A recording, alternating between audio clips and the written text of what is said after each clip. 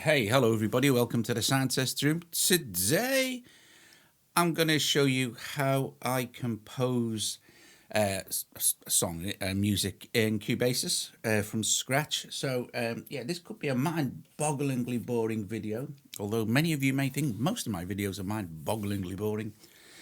However, this will end up on the new Doug and Colin album that we're working on at the moment, which we've only just started working on. But this is kind of my workflow in Cubasis for this particular type of music that we're doing, which is like it's progressive rock in it, but you know. So I thought I'd start you off. I'd show you how we start the journey of a song. So I always kind of, if it's not got a rhythm pattern, we don't tend to write to drums. So drums usually come later, or the idea comes first. So I've got a click track here now. I don't hate that metronome, so I've just got a little hi-hat going on. And what I'd normally do is just record 4 bars of it quantized, then select it, then copy, paste, paste, paste, paste it 4 times. There's millions of ways to do this, and then I'd select them all, glue them together, and then I'll just copy again, paste, paste, paste. And I'll just carry on pasting for a bit, because at this point I have no real idea. It's not going to go on this long, obviously. Well, it might do, I don't know. I have no idea how long it's definitely not going to go on that long. But I don't know how long it's going to go for. So the idea is just to have a click track running while I mess around. So you'll see here that I've already selected audio bus to use as my input for my synth, which is not AUV3. And this is what I want to start. And I've already chosen a sound in my synth. So what we're going to do is add audio, do this, and then routing, and then choose audio bus here, and then choose my synth. And we're going to arm that. I might as well arm it for record. And there's the sound I've chosen to use. And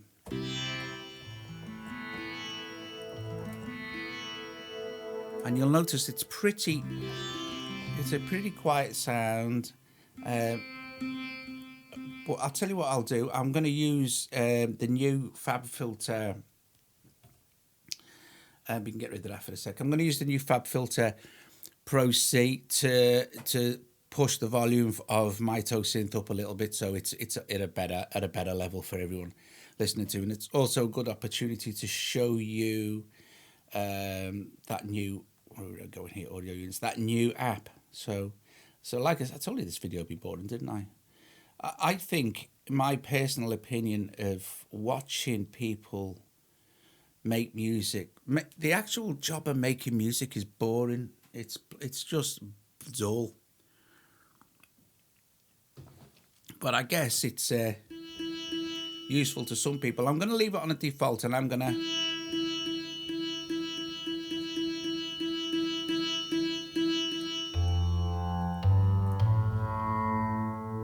That's better.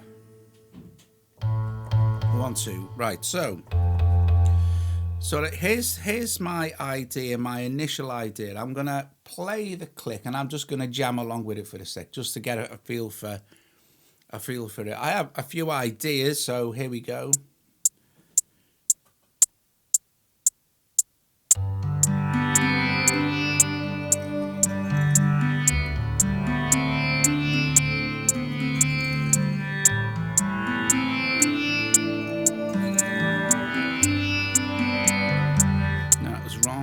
So I can let that carry on running, and I can also turn now. I'll leave the Pro Q on.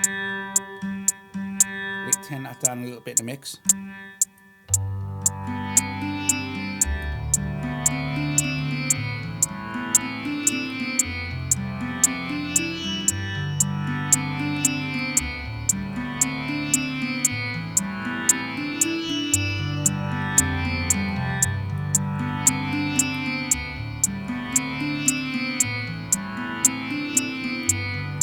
Right, there wants to be an F there. So yeah, I quite like that. So I'm getting the feeling that I'd like it a little bit slower. So tune that down to 100 and see how that goes. Told you this could be boring, didn't I? Told you. But I might do another couple of videos as the track progresses, so you get a feel for it evolving as a song. But it's a good way, I suppose, to see how I compose songs. So I don't know. The key thing is to start making notes of what chords you may actually be playing, and I'm pretty sure that was a G. I'll just write that down, so otherwise I'll get lost now. So G, my usual thing, you know. I don't do anything too complicated because it starts to get complicated as you build things up. And then it was staying on this kind of G arpeggio and then changing the bass note to a D. So now I'll do that D, and then it's the same again. So D, A, bass note, and F. That's better. Okay, so that in mind, let's see. Oh, it's a nicer tempo.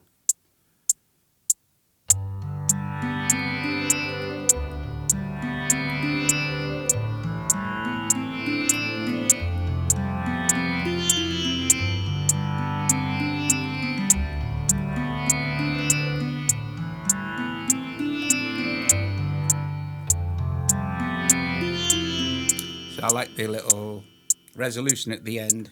Right. Okay. This is where it gets tricky as I start to try and remember what I've played and then to sort of get it right with a take, but we shall try. Okay, so I can just basically start it off. I'll get a counting of 2, so actually, yeah. Okay. So you started wrong, don't matter.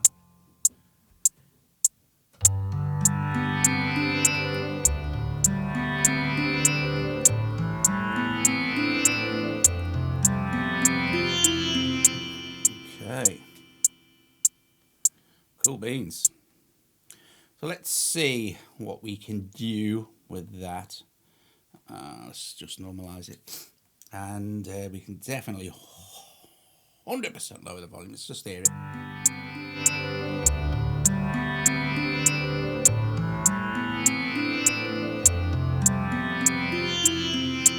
Nice. Right. Okay. So what I'm going to do is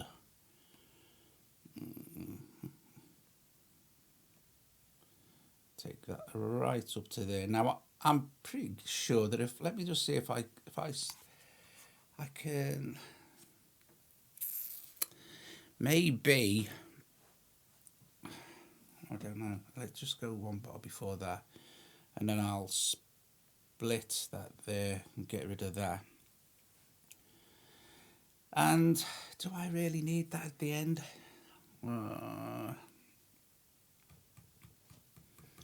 What I'll do is, just for now, I'll duplicate that and we can mute it. I just want to work with this, and then I will, there's a point to this. I'm going to chop that right there like that. So, and I'm going to take this back to the beginning. I only want a 1 bar counting. We can ignore this at the moment. And then for this, I see what I've done there. So this needs to go there. And then I'm going to select this, and then I'm going to copy and paste that. But I'm going to make sure that my start point goes back to its original point, but I still want the kind of percussive intro. I'm not super keen on using MIDI when we record our albums. Maybe because a lot of it goes backwards and forwards from me to Colin, and it then gets really, really awkward and power hungry, and we usually end up having to freeze stuff anyway. Also, with it in this particular type of music, which is kind of progressive rock, I don't want a super tight feel, like a electronic music feel, unless it was had sequences and stuff, that kind of thing. But the actual playing bit, I'd rather it sound more natural, if you know what I mean. So, but that's just me, innit? So we'll just do the copy and paste thing. Copy and paste that again. Remember to move it back. And I'm kind of guessing about 4 times for this. I can paste and then just move it back. So if it was 4 times, right? I'm just going to listen to that as it is now, so we can see how it. So we can see how it actually should have a 4-bar count.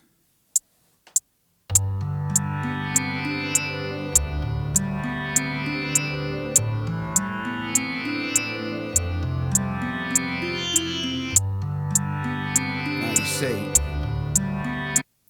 it doesn't sound natural, does it? So what I might have done is to actually played it. No. I tell you what, we can get away with this because we made a copy. So let's just select that like that and erase. And we'll take that back up there, actually, for what it is. We'll go with 2 again. And this time the tail was too long, I think. It did it because it stopped playing again. So I think probably we could get away with doing this. So we still get the actual fade.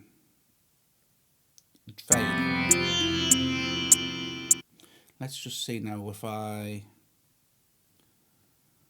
copy, we'll put that there, and I want to be copy paste. This one wants to go to there, like that.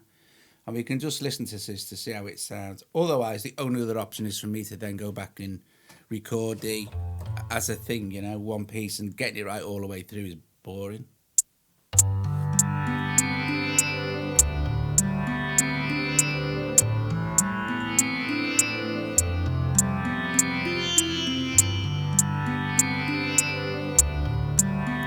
Beautiful.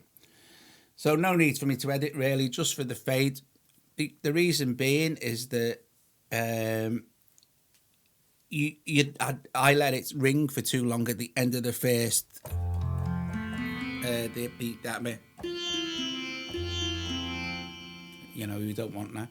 But this is good, so we can get away with this, and this will save you time in the studio when you're recording yours, of course. So we can copy, paste, and just move that back to our start point, like that. And we can do it again, paste,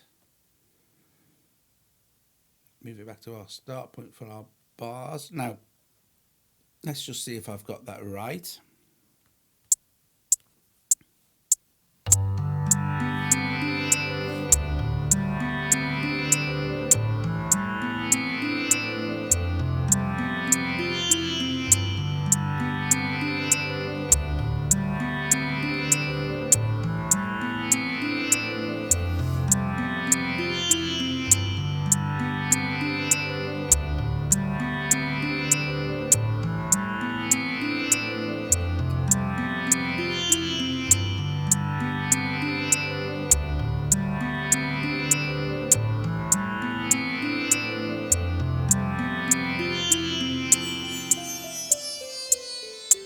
And then now at this point, we can. I'll leave that in because I might use MitoSynth again. At this point now, I really have no idea. So I'm going to leave it there, I think, because I don't want to start putting stuff in that I don't like. But there you go, guys. That's how I do it. And then I'll do it again for something else. So I think that sounds okay. But what I do is normally I would leave the click in, but that click won't be there. I'll probably record some percussion in by hand again, because it just kind of sounds better if for this kind of thing, and I don't want to boom, boom, not yet anyway, for later on maybe. Well, it might be good. I don't even know how long. Right, okay, so let's just do one more thing. Let's put some bass in to that. So that might be nice. Wait a sec. So we're going to mute that one a minute. I'm going to play... I'm going to... so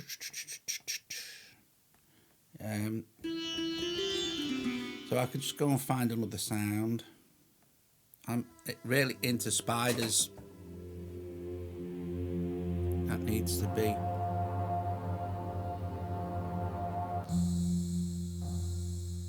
what did I say?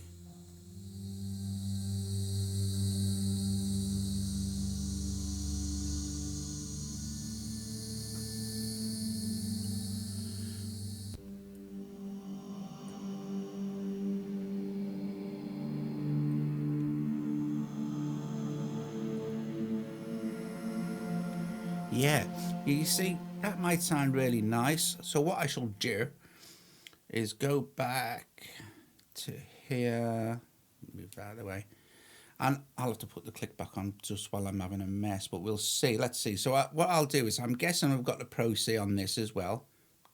So that can stay. I'm guessing that these are just copied the same. I'll just change the sound. So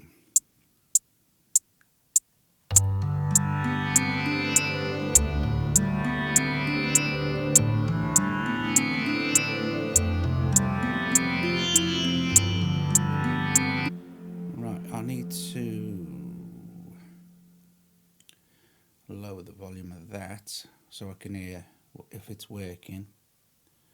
So what does it start with? G, right? Yeah.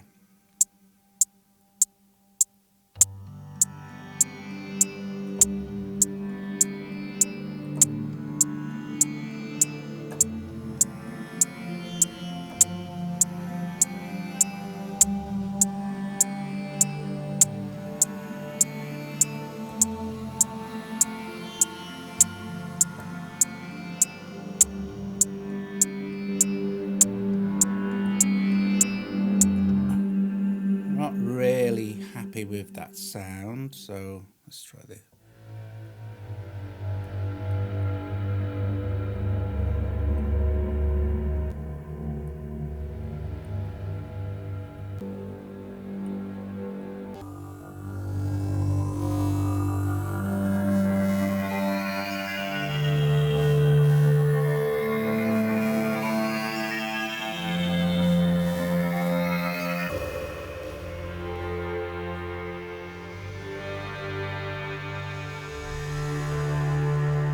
Yeah, that one. Let's see. So let's get our wattage back on. That doesn't need to be as loud. Probably could, but I tell you, without the Pro-Q, wrong track. I want it on that one. It's really quiet, so you need the Pro-Q on MitoSynth, especially Spiders. Because he likes to record everything at low output. He probably doesn't want to blow anyone's head off. Anyway, easily resolved with compression or whatever. So yeah, and with this particular thing, I don't want it to go boom, there's a different sound. I kind of want it to blend in, but it has to blend in a nice way without me going too far into kind of making adjustments in MitoSynth. Although, to be fair, I could just pull down on the release a tiny bit because it's really long. So that, yeah, because even a bit more. Maybe let's just with the attack.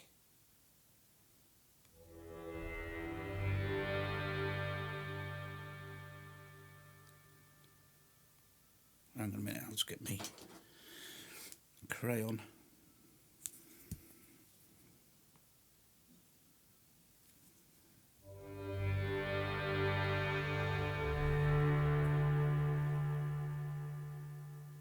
I kind of think even No, I do want some really, see what you do.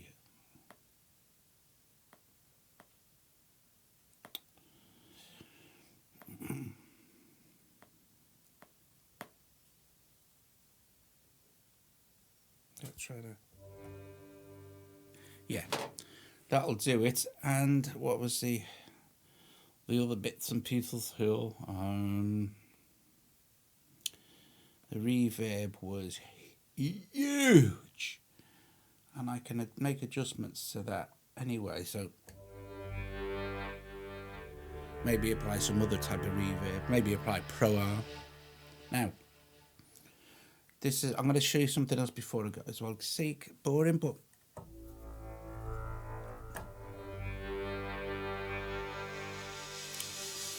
you might notice I'd rather have that in the middle.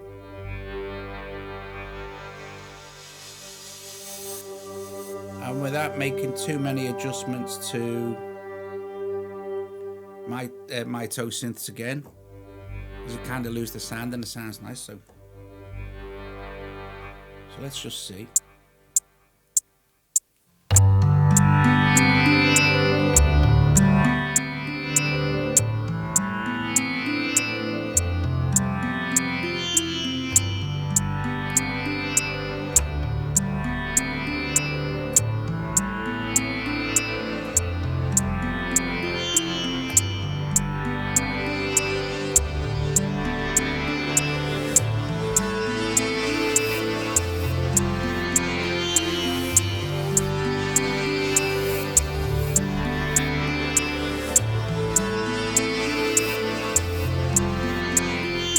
So what I've done there,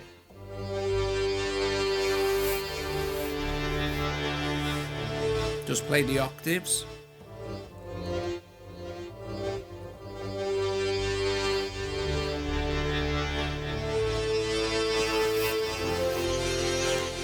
Maybe play a fifth at the end.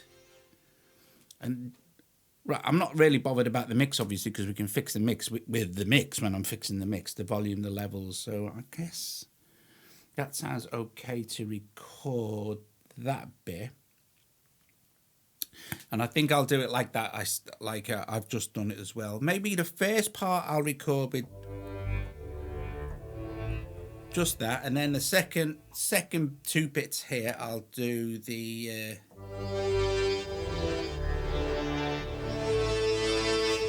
and then for that last part I'll do the fifths. So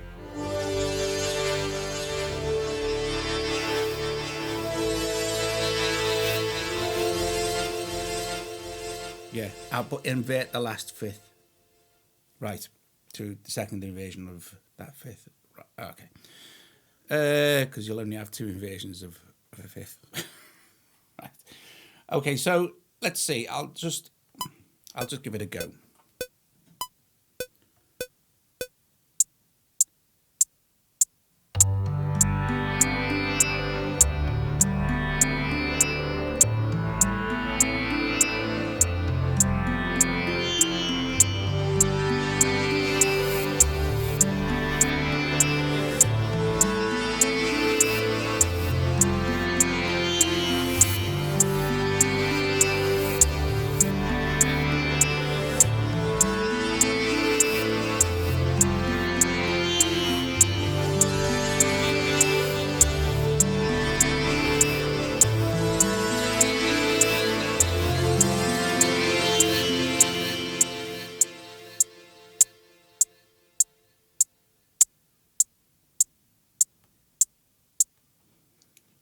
Okay.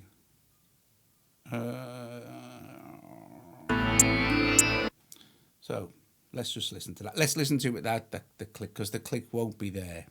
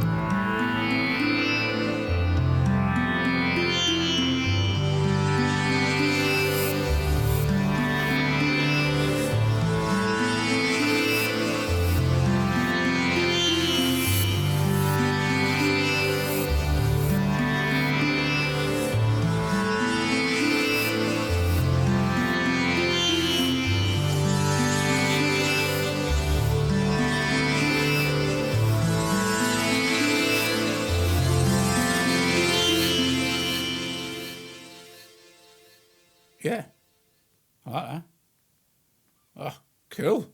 Cool beats. Right. So there you go. That's that. I'm not going to go on any further because it will just take forever, won't it? Like, but what I might do is for the next time I work on this, I might film another one. If anyone's interested in watching it, they'll watch it. If they don't, they won't. If you like the video, please give it a thumbs up. Subscribe to the channel. Consider becoming a Patreon, etc., etc. Please help support what we do here. I will say that obviously this has only just began, and any like more mix adjustments and stuff, and maybe effects applied, etc., etc. You need to be done, obviously, but it's nice to get the bones of the track down. And with this kind of thing that we do, I'll just give you an example. These things are huge, and this one hasn't even this track. I'm not going to play it, but the track was, where is it here? You get an idea of what the next album is, can't you? Going to be about. We're basing it on the Grand Theatre. Yeah. So this track is called Perry Acts, and I don't know why that audio unit keeps not appearing, like, because it's not there anymore. I took it off. Right. But you can get an idea of how huge these things get. So it starts to get complex, and this is the thing that's gone over to Colin. So his guitar parts and keyboard parts then needed to be added to this and then brought back. So the projects are huge, and it might not sound like there's that much going on, but there is. There's loads. Right, anyway, guys, I'm going to go, definitely 100%. Thank you for letting interrupt like one of my live streams. Look, I'll see you later. Ta-da.